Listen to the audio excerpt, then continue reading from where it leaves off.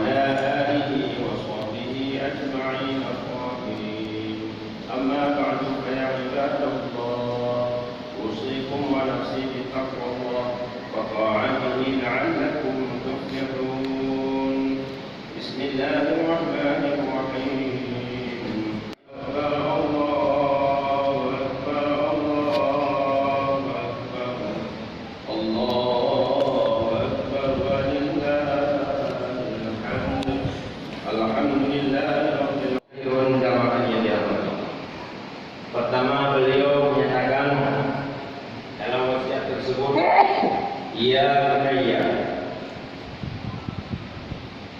bunayya, la tusyriku billahi syai'an.